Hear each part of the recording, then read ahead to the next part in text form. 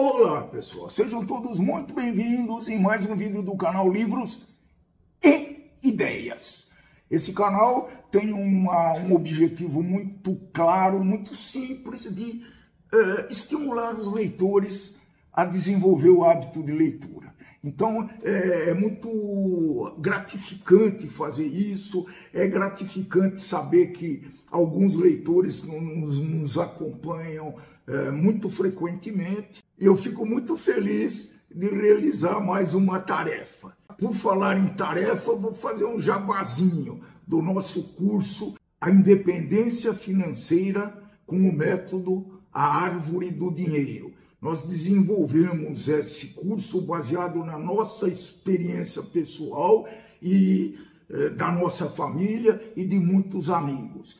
Nesse curso vocês vão conhecer pessoas que se preocuparam em guardar um pouquinho de dinheiro, em ter uma vida um pouquinho mais minimalista para poder no futuro desfrutar dessa vida ainda com saúde e portanto, não tendo as preocupações que são muito comuns quando a velhice se aproxima. Então, ele está na descrição do vídeo e pode ser consultado na Udemy. Pelo menos vocês podem consultar a introdução para ver se o tema lhes interessa, tá bom? Conto com vocês, dá uma passadinha lá na Udemy. Tem outros cursos muito interessantes, é uma plataforma que está se desenvolvendo bastante e tem muita coisa boa na Udemy. Hoje nós vamos apresentar para vocês um clássico, uma resenha espetacular. Para os leitores que nos acompanham há mais tempo, por exemplo, nós fizemos uma resenha sobre o Moby Dick. Aliás, foi a primeira resenha do canal Livros e Ideias. Então, essa obra é mais ou menos nessa linha. Sabe qual é, pessoal? O Último dos Moicanos. A obra foi escrita por James Fenimore Cooper.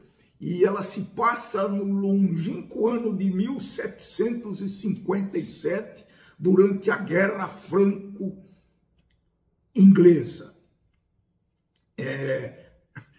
Não é franco-inglesa, é franco-inglesa e indígena. Vamos falar assim, que eu acho que faz mais justiça ao tema do livro. A América do Norte vivia um grande campo de batalha entre britânicos e franceses, com várias tribos de indígenas envolvidas. Ocorre que parte desses índios eram favoráveis a franceses por uma série de razões que vocês vão conhecer no livro, e outras tribos eram favoráveis aos ingleses. Então vocês imaginem a confusão que dava, né? Esse livro é uma narrativa muito comprida, muito dura para ler, mas para os leitores que vale a pena, que gostam de clássicos, eu recomendo. Toda a história gira em torno de duas jovens mulheres inglesas, as irmãs Cora e Alice Munro, que são filhas do Coronel Munro, o comandante de um forte que era um bastião dos ingleses, o Forte William Henry. Ao longo dessa jornada, o grupo enfrenta vários desafios, porque essas moças estão sendo levadas a esse Forte Henry para visitar o pai ou para conviver com o pai. O grupo enfrenta muitos desafios durante essa jornada, então você vai ter emboscadas de índios, principalmente os Hurons, que é liderada por Magua, que busca vingança contra o Coronel Munro, que tem lá um antigo desentendimento com o Coronel Munro, e o Magua planeja sequestrar as duas irmãs, Cora e Alice, como parte de sua vingança.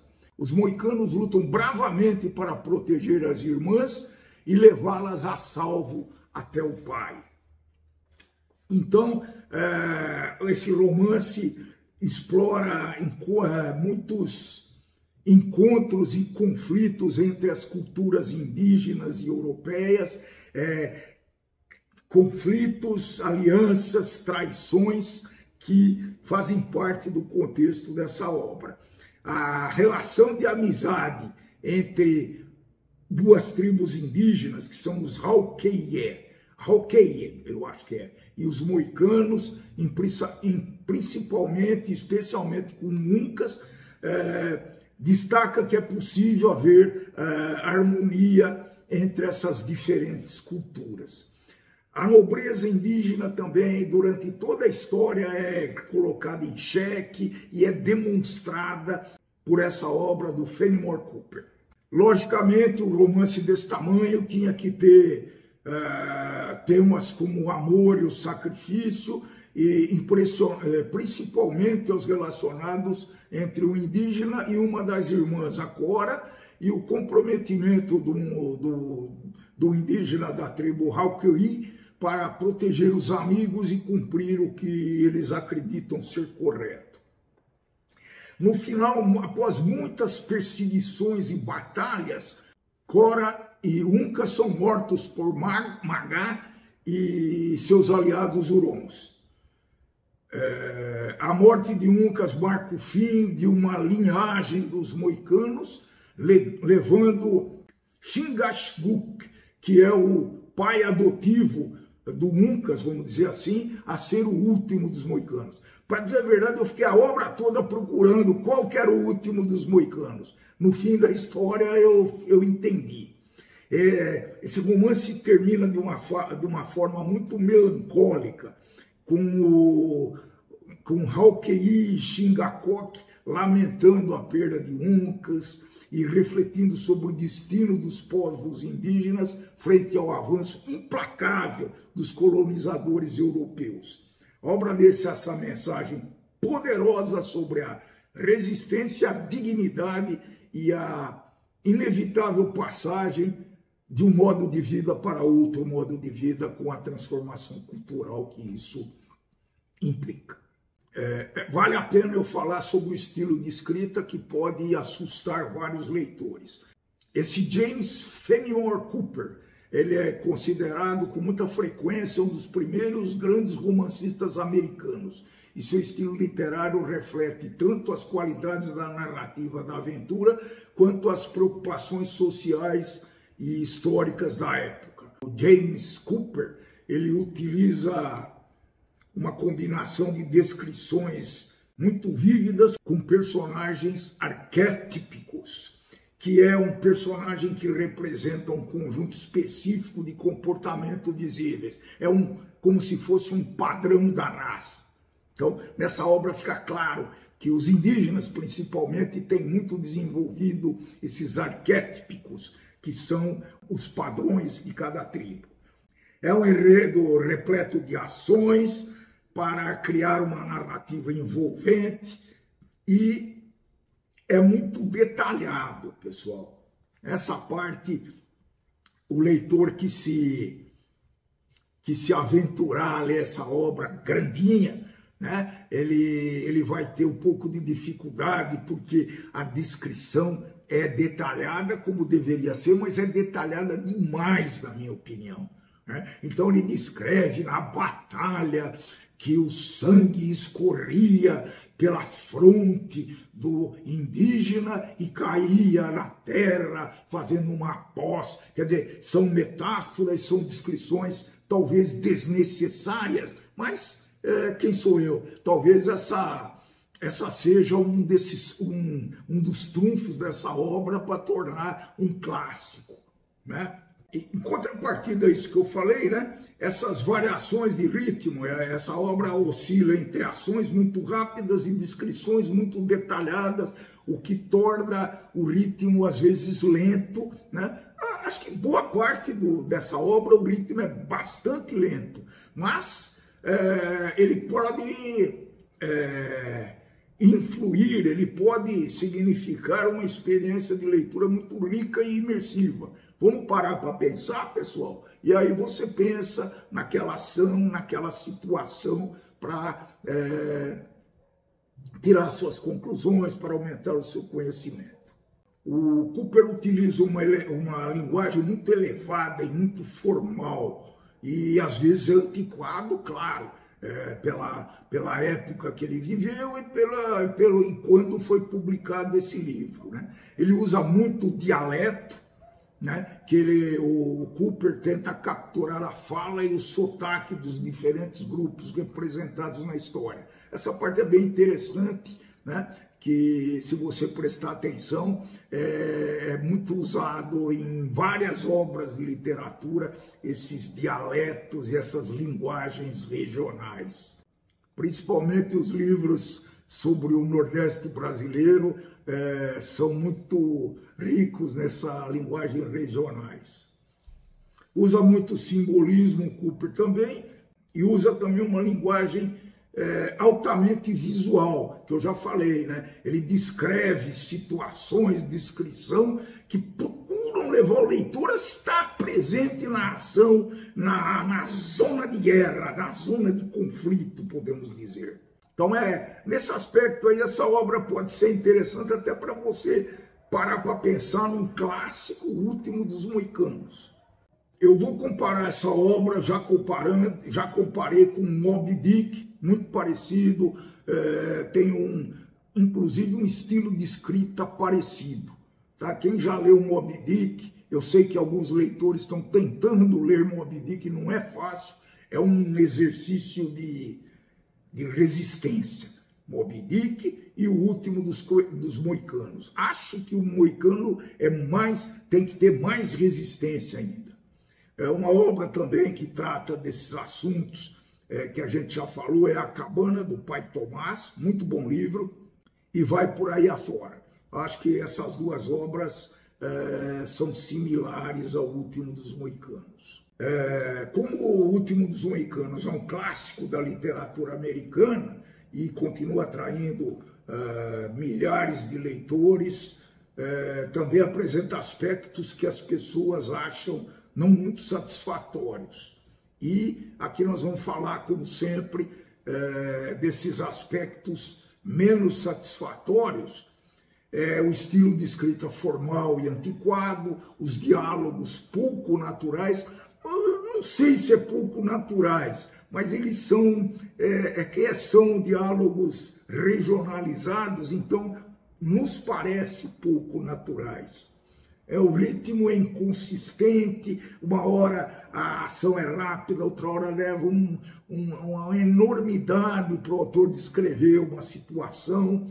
A apresentação dos nativos americanos é um pouco estereotipada, é um pouco... Como que eu posso explicar o que eu achei? É um pouco condensada, é um pouco viciada, né? Principalmente porque nessa época existia a luta pela colonização, então vocês imaginam. O desenvolvimento dos personagens femininos guardam aquele ranço de antifeminismo. São personagens passivas e que são sempre resgatadas e que precisam de proteção. Então, são as partes que os leitores não apreciaram muito nessa obra.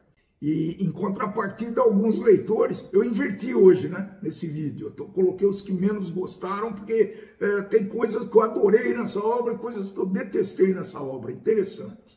Então, vou falar agora as partes que os leitores mais elogiaram. Então, são cenas de ação emocionantes, perseguições, combates e resgates dramáticos. A descrição da natureza também é muito rica. Eu acho que você consegue se imaginar dentro da cena das batalhas ou cena da paisagem americana da época.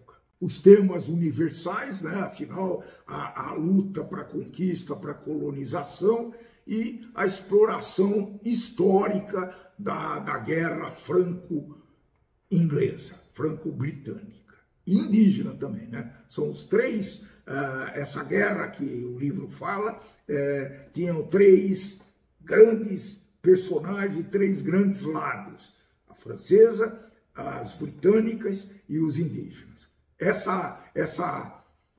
Perceber esse contexto pode ser muito interessante para os leitores.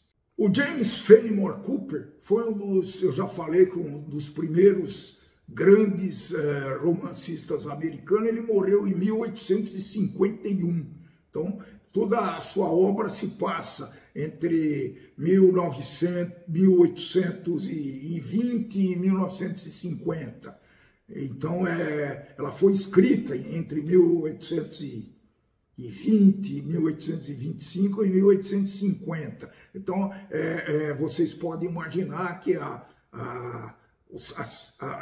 cultura da época, os personagens da época têm que vestir tem que retratar a situação da época. Ele é americano, já falei. Ele teve o início da carreira literária ele começou a escrever. Na verdade, o Cooper começou a escrever por acaso. Ele leu um romance em inglês e ele afirmou para a esposa que ele poderia escrever melhor do que aquele romance. Então ele escreveu eu não sei ler, não sei falar essa palavra em inglês, bem difícil. Precaution, né? E em 1920, não falei que ele começou a escrever nessa época, mas o romance não teve muito sucesso. Depois ele escreveu O Espião, um romance de espionagem, e depois ele realmente ficou conhecido mesmo pelo Último dos Moicanos, que foi a sua obra-prima. Teve vários romances, mas eu só li esse, viu, pessoal?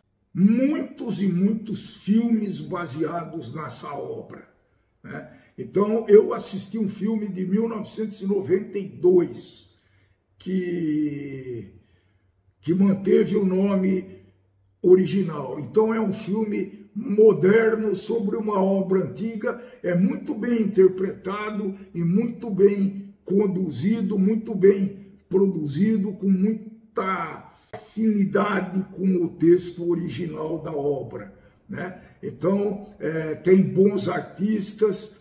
Eu recomendo muito assistir esse filme de 1992, com Daniel Day-Lewis, a Madeleine Stowe, a Russell Means, o Russell Means, Eric Swade e outros artistas que tiveram um papel muito legal no filme. Pode assistir que vocês não vão se arrepender, não.